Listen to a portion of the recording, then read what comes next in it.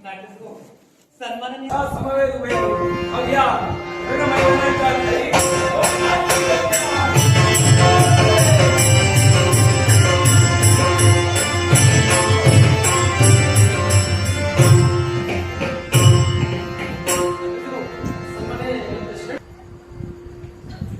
पांडववीर हो, कुणी रणमैदान सोडू नका.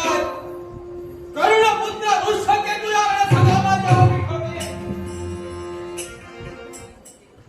समोर येऊन खेळाय. ज्याला या विश्वाच्या ठाई माहिष्मती नगराचा उत्तराधिकारी प्रवीण आपल्या समोर होय. आमच्या समोर प्रतिकार करण्यासाठी येणाऱ्या व्यक्तीचं नामविधान अंगराज कर्ण्यांचा पुत्र ऋषकेतू, जो बालवीर म्हणून पांडव कटकार ज्या अश्वाच्या रक्षणासाठी तत्पर आहे. सम्राट ज्येष्ठांतर्फे आज्ञा मिळाली की त्या अश्वाचं बंधन माहिष्मतीच्या राजकर्त्यांनी केलंय आणि म्हणून अश्वाच्या मुक्ततेसाठी आज ऋषकेतू इथपर्यंत उभा आहे. हे ऋषकेतू ज्या अश्वाच्या मुक्ततेसाठी आपली पावलं वळली आहेत, त्या अश्वाची मुक्तता होणे नाही. कारण या प्रवीणाला जो अश्वबंधन केलाय, तो या प्रवीणाची वीरश्री जागृत झालीच म्हणून तो अश्वाच्या मुक्ततेसाठी जर आपण आला तर आपले काम प्रतिकार करण्यासाठी प्रवीण आपल्या समोर होय. राजे सम्राट, तुम्ही अश्वाच्या मस्तकावरील पत्रिका वाचून त्याचा भावार्थ जाणून अश्वबंधन केलात. प्रथमतः आपल्याला धन्यवाद देतोय. धन्यवाद देतोय आपल्या विरश्रीला. कारण एका वीराची जेव्हा विरश्री जागृत होते त्यावेळी अश्वबंधन घडत चाललंय आणि म्हणून ज्यावरती अश्वबंधन आपण केला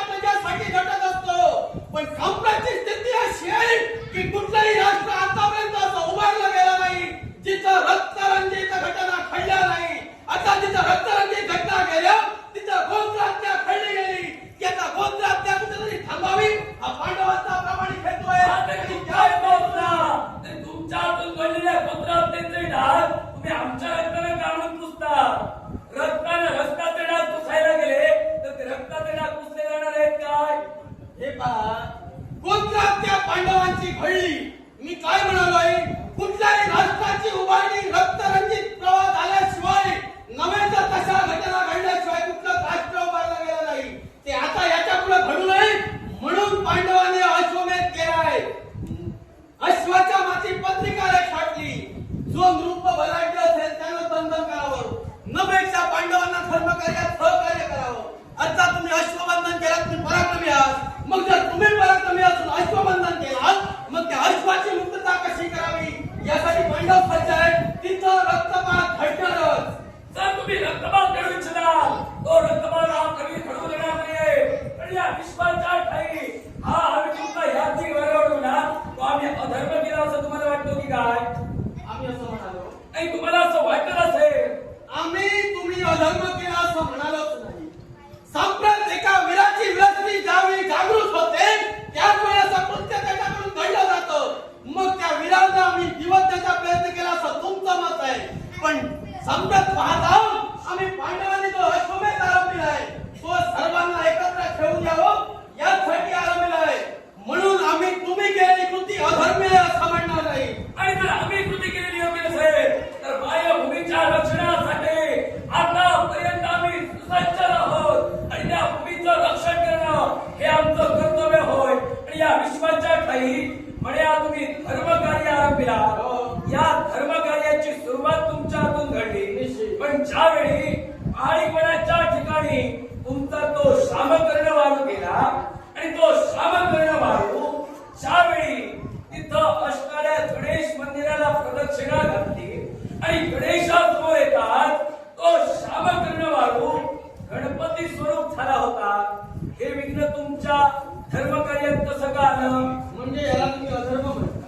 याला अधर्म म्हणत नाहीये. जर तुमचं धर्मकार्य होतं तर या धर्मकार्यात या विश्वाच्या ठिकाणी गणेश मंदिराला प्रदक्षिणा घातल्यानंतर तो अश्व गणेश स्वरूप झाला. मग हा अडथळा गणेशाच्या विरुद्ध तुमच्या अश्वमेधात का आला? याला एक कारण कोणतं? कारण ज्येष्ठांकडे आम्हाला समजलं ज्यावेळी अश्वत्थ गणपती स्वरूप झाला तिथं स्थिर झाला, त्याची गती मंदावली गेली. त्या अर्थी ज्यावेळी पांडवांनी यज्ञ आरंभिला त्यावेळी या विश्वाच्याला सर्वात प्रथम पूजेचा मान दिला गेला तो म्हणजे गणपती गजानन. त्याचा कुठंतरी पांडवांना म्हणजे आम्हा ज्येष्ठांना कुठंतरी विसर पडला, त्यामुळे ते विघ्न यज्ञात आलं. पण तदनंतर घडलं ते काय, तिथं एक रुद्र स्त्री होती. तिच्या मार्गदर्शनानुसार गणपती मंदिराच्या शेजारीत असणारं हिंगळा मातेचं मंदिर आणि त्या रुद्र स्त्रीनं आम्हा बालवीरांना नव्हे तर पांडवीरांना कथन केलं की त्या हिंगळा मातेला तुम्ही प्रसन्न करून घ्या, तुमचा अश्व पुन्हा गतिमान होईल. अगदी त्याचप्रमाणे आम्ही साऱ्या पांडवांनी त्या हिंगळा मातेची आराधना केली, नव्हे तर तिला प्रसन्न करून घेतलं. शेवटी त्या मातेच्या मुखाटे शब्द निघाले की या अश्वाला बंधन कशामुळे झालं असेल तर आज विनायकाची प्रार्थना तुम्ही केला नाही, गणपती गजाननाला प्रथमता तुम्ही मान दिला नाही, म्हणून तुमच्या यज्ञात हा अडथळा आहे. नव्हे तर तो अडथळा दूर करायचा असेल तर गणेशाची आराधना करा, त्याची भक्ती करा, त्याला प्रसन्न करून घ्या. तदनंतर तुमचा अश्व पुन्हा गतिमान होईल. अगदी त्या हिंगळा मातेच्या मार्गदर्शनानं पांडवीरांनी आज विनायकाची भक्ती केली, त्या विनायकाला प्रसन्न करून घेतला आणि शेवटी देवाच्या आशीर्वादानं अश्व पुन्हा गतिमान झाला. मग हे जर का तुमचं धर्मकार्य होतं, कोणत्याही कार्याच्या आरंभी गणेश पूजन हे महत्वाचं होय, मग याचा विसर तुम्हाला कसा काय पडला? व्यक्ती तितक्या प्रवृत्ती हा. माणसाकडून चूक होऊ शकते. जर तुम्ही असं म्हणत असाल तर पांडवांनी हे अधर्म कृत्य केलं तर पांडवांना अश्वमेध यज्ञ आरंभण्यास मार्गदर्शन करणारे व्यास म्हणतो ते चुकीचे. या व्यासांना मी चुकीचं ठरवत नाही आहे. भव्य मुनींनी मार्गदर्शन केलं, चुकीचं या आहे. विश्वाच्या ठिकाणी तो यज्ञकर्म आरंभिला. या यज्ञकर्मात सर्वप्रथम गणेशाचं पूजन करूनच या विश्वाच्या ठिकाणी कर्म आरंभिलं जातं. मग या कर्मात तुम्हाला त्याचा विसर कसा काय पडला? हेच म्हणतोय, व्यक्ती तितक्या प्रवृत्ती माणसाकडून चूक होऊ शकते. नव्हे तर ज्या व्यास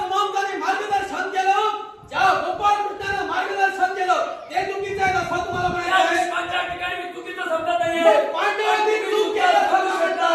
फक्त तुम्ही सुद्धा सांगू शकला असता या विश्वाच्या काही कार्याच्या सुरुवातीला गणेशाचं पूजन होणं योग्य होय. मग हे तुमच्या मुखावर शब्द काढले इथं ज्येष्ठांची अनुज्ञा चालत होती आणि ज्येष्ठांच्या मार्गदर्शनानं कनिष्ठ वागत होते. ज्यावरती ज्येष्ठांनी ते मार्गदर्शन केलं त्याच पावलावर पाऊल ठेवून कनिष्ठांनी त्यांना सहाय्य केलं. मग पांडव चुकीचे कसे? पांडव चुकीचे कसे? तर या गोष्टीसाठी कारणीभूत तुम्ही आहात. कसे काय? विसर पडला असेल तुम्ही सुद्धा जाणीव करून देऊ शकला असता की गणेश पूजन होणं अनिवार्य होय. आणि जर का गणेश पूजन घडलं असेल तर प्रायश्चित्त विधी तुम्ही कसा काय घेऊ शकला? तर प्रायश्चित्त विधी तुम्ही घेऊ शकला नाही तर या पापाचं शालन होणार तरी कसं? कोणत्याही कार्याच्या सुरुवातीला प्रत्येकाला प्रायश्चित्त विधी पूर्ण करायचा असतो. मग जिथं तुम्ही गणेश पूजनात विसरला तिथं प्रायश्चित्त विधी कसा काय घेतला? ज्यावरती गणेशाला मी प्रसन्न करून घेतला. आता हिंगळा माता म्हणजे कोणी तुम्हाला सांगायला नकोय, कारण साक्षात पार्वतीचं रूप होतं ते. त्या आदिमाईच्या रूपानं पांडवांना मार्गदर्शन केलं. नव्हे तर गणपती विनायकाला तिने सुद्धा प्रार्थना केली की पांडवांच्या हातून कुठेतरी चूक घडली असेल त्यांना क्षमा कर आणि त्याच क्षमेपोटी मातेच्या आज्ञेपायी विनायका आमच्यावर प्रसन्न झाले आणि शेवटी अश्वमेध पुन्हा आरंभला गेला. अश्वमेध पुन्हा आरंभीला गेला. तो अश्व तुमचा माणूस सोडलेला होता. चैत्र पौर्णिमे दिवशी जिथं तुम्ही गणेश पूजन करायला विसरलात मग तिथं तुम्ही प्रायश्चित्त विधी कसं काय घेतला? तर प्रायश्चित्त विधी तुम्ही घेऊ शकला नाही तर या विश्वाच्या ठिकाणी याची काय हत्या करताय त्याचं प्रायश्चित्त होणार तरी कसं? या तुम्ही दोषीला रक्ताचे संस्कारच पुसण्यासाठी निघाला. याचा विचार तुम्ही करू नका. ज्यावरती गणपतीच्या आशीर्वादानं अश्व पुन्हा गतिमान झाला त्याचवेळी तुमच्या राज्यापर्यंत आला. अर्थात तिथून झालेला अश्व गतिमान झाला तो झाला. त्यामुळं यज्ञ कुठेही खंडित झाला नाही. यज्ञ पूर्णतः चालूच आहे. आता संप्रत बंदिवान तुम्ही केला. मग तिथून कशी मुक्तता करावी यावर या विश्व गणपतीचा कोप तुमच्यावर झाला आणि पहिलंच पिंड त्या देवाने तुमच्यावर आणलं आणि त्याची जाणीव करून तुम्हाला दिली होती. ती पार्वती माता होती. ती हिंगुळा म्हणजे पार्वती माता. शिवशंकर ज्यावेळी पार्वती माता तिथं आली, शिवशंकर ज्यावेळी रावणाच्या भीतीनं भयभीत होऊन ते इकडे तिकडे पळू लागले आणि त्या अरण्यात राहू लागले त्यावेळी शिवशंकरांना शोधण्यासाठी पार्वती माता हिंगुळ स्वरूपापर्यंत वावरत होती आणि ते हिंगुळा देवीला तुम्ही प्रसन्न केला. त्या देवीची आराधना केला म्हणून तुम्हाला कळलं या गणपतीचा कोप झाला आहे आणि तदनंतर तुम्ही गणेशाचं पूजन केला, त्याची मनधारणी केला आणि तुमचा अश्व पुनश्च गतिमान केला होता. पण त्याची गती सुद्धा मंदावली होती कारण गणेशाच्या मनाचं समाधान झालं नव्हतं. आणि या विश्वात तो प्रथम उचिले आहे त्याला जर का तुम्ही विसरलात तर मग हे धर्म कार्य म्हणून का म्हणून बोलवतात? ज्यावरती अश्व पुन्हा गतिमान होऊन तुमच्या राज्यात आला, ज्या आग्र विनायकाला समस्त पांडवांकडून चूक झाली, ज्याचा अग्रपूजेचा मान पांडवांनी त्याला दिला नाही, त्यामुळे तो क्रोधिष्ठ होऊन कोपिष्ठ होऊन अश्व गतिमान गती त्याची मंदावली गेली. त्यावरती पांडवांनी प्रार्थना करून पुन्हा एकदा त्या विनायकाला प्रसन्न करून घेतला. अर्थात अश्वाचा गतिमान झालेला आहे. त्यामुळे देवानं काय केलं? देवा पांडवांनी चुकी केली, देवानं त्यांना क्षमा सुद्धा केली म्हणून अश्व पुन्हा गतिमान झालाय. आता विचार फक्त तुमचा करा. आमचा विचार आम्ही निश्चितच करणार आहोत. त्याची काळजी तुम्ही करू नका. जिथं धर्मकार्याची सुरुवात चुकीच्या मार्गाने झाली आहे तिथे धर्मकार्य मी म्हणणार नाहीये. तुम्ही त्याचा दोष कोणाच्याही मागे द्या पण आम्ही देत नाही आहोत. पण जिथं तुम्ही चुकला या विश्वात कोणत्याही विधीच्या सुरुवातीला प्रायश्चित्त विधी हा महत्वाचाच होय कारण हा सर्वसामान्य यज्ञ नव्हे. मग या यज्ञाला घेणं ते अनिवार्य होतं. जिथं गणेश पूजन चुकलं तिथं तुम्ही सुद्धा चुकलात आणि म्हणूनच अशा प्रकारचे अडथळे तुमच्या आशीर्वादात येणारच येणार. आणि ते कोणत्या प्रकारे पूर्ण अडथळे दूर करावे? देवाच्या आशीर्वादानं त्याच्या आज्ञेनं पांडवांना पूर्णता मिळत आहे. आतापर्यंत काही जे प्रसंग पांडवांच्या जीवनात आले ते असेच प्रसंग देवाच्या आशीर्वादानं दूर करण्यात आले.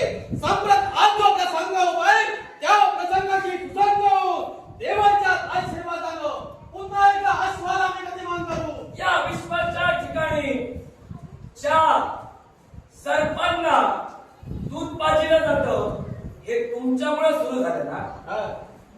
अनंत देशाच्या ठिकाणी घडलेला प्रबंध तुम्ही जाणता. आणि तो प्रभात म्हणजे कोणता असेल तर तुम्हाला आठवण करून देतोय. या अनंत देशात औचित्य सरोवर होतं. मी बरोबर बोलतोय ना? कारण गुप्तहेरांकडून कळलेली वार्ता आहे. कारण अनुभवलेली तुम्ही आहे म्हणून तुम्हाला विचारतो. नाहीतर मी सांगेन तुम्ही सांगा दुसरं. नाही नाही, चिंता करू नका. जे सत्य आहे ते सत्यच म्हणजे आहे. सत्य म्हणून प्रथमतः गणपती गजाननाच्या बाबतीत घडलेली चूक आम्ही मान्य केली.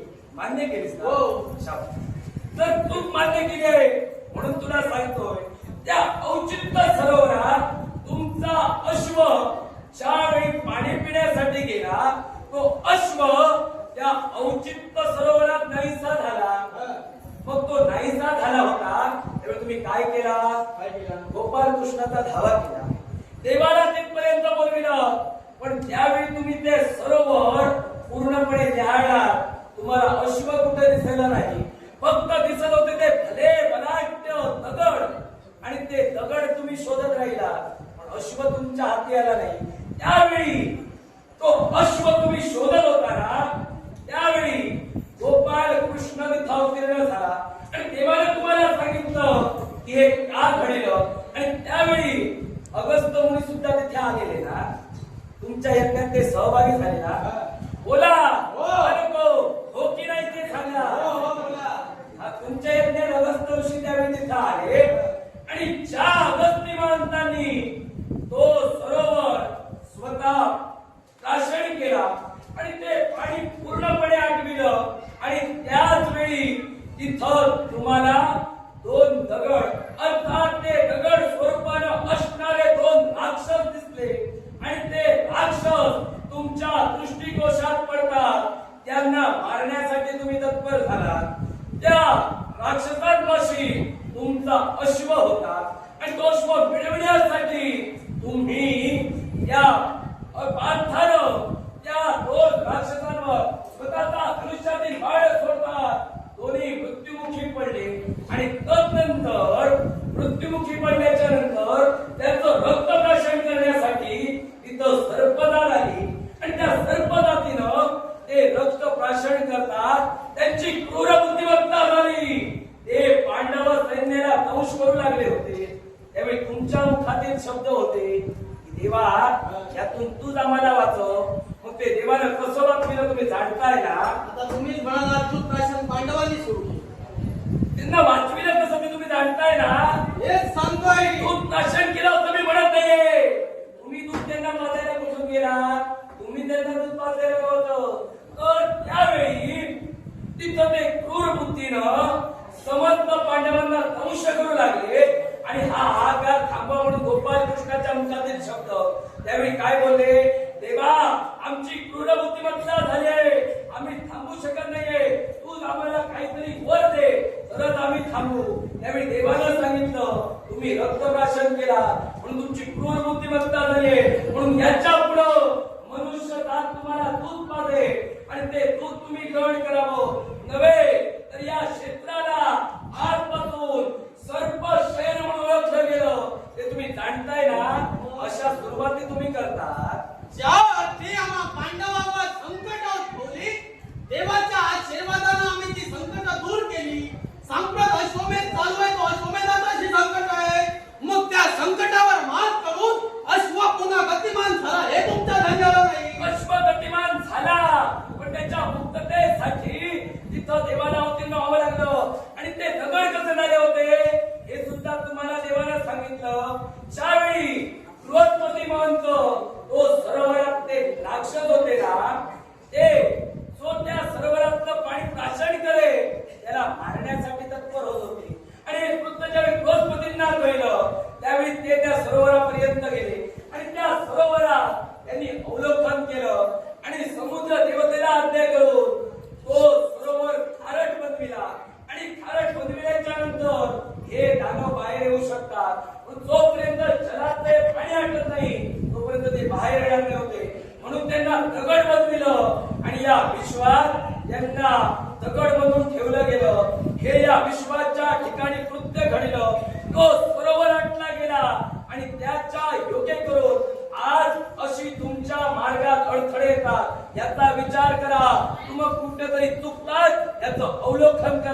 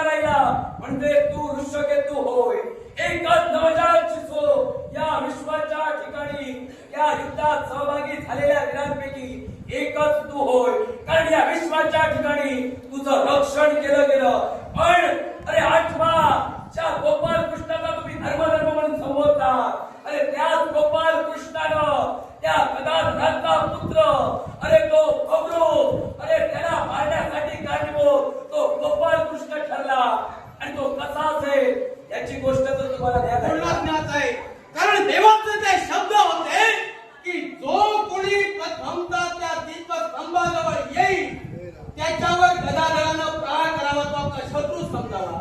आता नाविलाजास्तव ज्यावेळी त्याचा पुत्र तिथं आला, देवाची आज्ञा होती प्रथम येणारा शत्रू आहे, मग त्या गदाधरानं आपल्याच पुत्राचा वध केला, त्याचा शेवट केला गेला. काय चुकलं त्याचं? त्याला पाठविलं कोणी होतं? देवाला. गोपाळ कृष्णानं त्याला. देवाला पाठवलं. कारण त्यानं काय सांगितलं होतं? महाभारत युद्धात मी सहभागी होणार, पण त्याची शक्ती क्षीण होत नाही, त्याच्या बाजूने उभे राहणारे ते शब्द होते ना.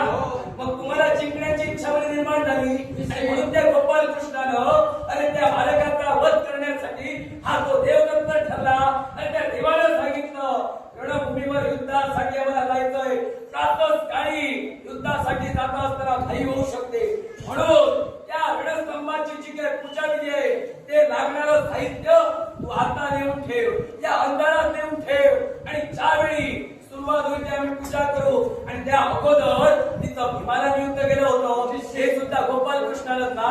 मग त्या एका पापाच्या हातून त्याच्या पुत्राचा हात कळविणारा देव धर्माने कसा वागला? मग याचाच विचार तुमच्या लक्षात यायला हवा होता.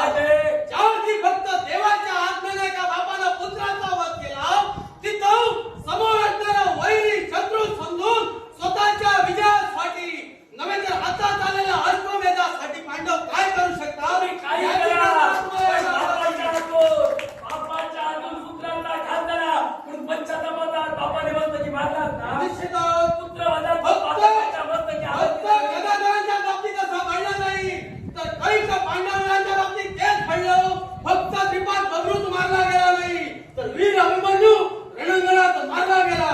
तो सुद्धा एका बापाचाच पुत्र होता. ते मी मान्य करतो. नव्हे तर महावीर बर्बरीक सुद्धा मारला गेला. युद्धापूर्वी तो सुद्धा एका बापाचा पुत्रच होता. पण निश्चितच मी नाही म्हणत नाहीये, पण एका बापाच्या हातून त्याच्या पुत्राचा हात करणं योग्य नव्हतं. त्या बबरूला मारण्यासाठी गोपाळ कृष्णाला त्याला सांगितलं आणि त्याची इच्छा होती हे महाभारत युद्ध बघण्याची, आणि म्हणूनच मरताना सुद्धा त्यानं इच्छा प्रकट केली, माझं जीवन काही घटकेंचं राहिलंय पण मला मरायचं नाहीये, जगण्याची इच्छा होती त्याच्या. आणि म्हणूनच वीर नाही दिशा रडू लागला आणि त्याची पत्नी पद्मावती सुद्धा अरे आपल्या पुत्रासाठी कैवाळली. त्यावेळी सुद्धा तुमच्या पांडवांच्या मनाला अरे पाझर फुटला नाही, काळजासारखं घट्ट मन तुम्ही केला, अरे पाचाऱ्यासारखं केला. कशासाठी? एका राज्याच्या वेळेसाठी. अरे ते माता पिता रडत होते आणि त्या विश्वाच्या त्याची इच्छा होती की आपण हे महाभारत युद्ध बघावं, पण ते युद्ध आता बघणं शक्य नाही. म्हणून त्यानं अरे तू ते गोपाळ कृष्णादेवर टाव फोडला, तेव्हा काहीतरी कर. गदाधर गोपाळ कृष्णासमोर नतमस्तक झाला, तेव्हा माझ्या पुत्राची अखेरची इच्छा पूर्ण कर. आणि सहानुभूती दाखवण्यासाठी त्या गोपाळ कृष्णानं आपट्याच्या वृक्षावर त्याला विराजमान केलं आणि 11 दिवसाचं महाभारत युद्ध विचारात तळमळत बघत राहिला, तेव्हा तुमच्या मनाला पाझर फुटला. तेच तर म्हणतोय. तेच म्हणा, आता तुम्ही तेच यावरती देवाच्या आज्ञेनं गदाधरानं ते कृत्य केलं, आपला पुत्राचा घात केला. मग विचार करा, रणांगणात ज्यावेळी वीर उभा राहतो तिथं नातेवाईक सांभाळत नाही, तर समोर असणारा योद्धा शत्रू समजून त्याच्यावर सरसंधान करून आपला विजय संपादन करू इच्छितो. संप्रत देवाने दिलेली आज्ञा त्यावेळी गदाधराला सामान्य होती, म्हणून गदाधराकडे पुत्राचा अरे शस्त्रास्त्राची आज्ञा असते तरी विचार करायला होता. अरे सावधानीचा सुद्धा इशारा दिला नाही. अरे थेट चावू लागतात. प्रचंड गतीने त्याच्या मस्तकावर प्रहार केला. अरे कसला तो बाप, तर त्याच्या बापाच्या मनावर गैरवळ झालं, आपल्या पुत्राचा घात झाला. शब्द त्याच्या मुखातून निघले बबरूच्या, कोणी माझा घात केला देवा घाव. अरे त्यावेळी कळलं की आपला पुत्र मारला गेला. एवढं पुत्र घाताचं पातक त्या भीमाच्या माथेला होऊन आता धर्म करण्यासाठी निघाला. मग तेच बापाचा सलामी काय मिळाला होता थांबता. जिथं गोत्र हत्या घडली गेली त्याचा सलाम व्हावा म्हणून अश्वमेध चालू केला. कशा काय मांडव तुम्ही काय? ते पुत्र घाताच्या तो घात घडला त्याच्यासाठी गायत्री मंत्राचा जप करून सुद्धा पापाच्याला धुता येतो. मग ते काय तुम्ही काय करा नाही? हे का कारण? राज्य संस्कारच पुढे येतो. असं तुम्हाला वाटतंय? मग जर तुम्हाला कसं वाटतंय तर संप्रत आता सुद्धा राजअंकार तुमच्या मनात आहे. जिथं पांडवांना तुम्ही सहाय्य करीत नाही आहात त्यावरती तुम्हाला सत्ता हवी आहे आणि त्याच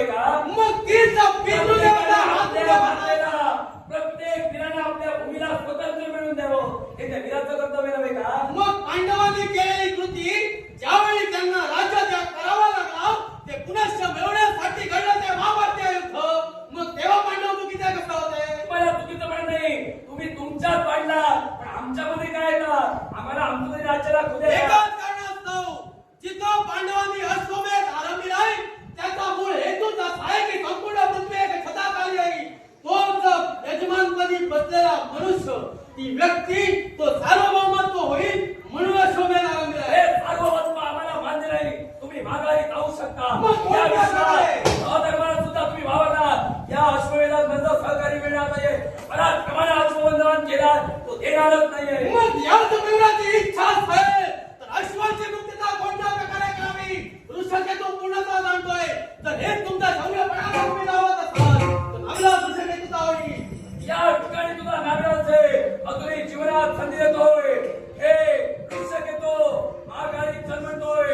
एक वीर तुझ्या भाई विचार क्षणात तुझ्या समोर उभा होय आणि त्या वीराला मारण्याचं पातक सुद्धा तुझ्या मस्तकी लागू शकतो. जीवनात संधी कुणी कुणाला द्यावी. एखाद्या दुर्बल घटकाला ऋषकेतू वक्तव्याचा भोग चालवाय. कृतीचा हुकूमचा घात आहे. वाऱ्यावर वाद करून वादळ निर्माण करायला ऋषकेतू नव्हे. स्वतःच्या सामर्थ्यानं स्वतःच्या शौर्यानं तुम्हाला पराजित करेल. याच आम्ही उमराव. हे असा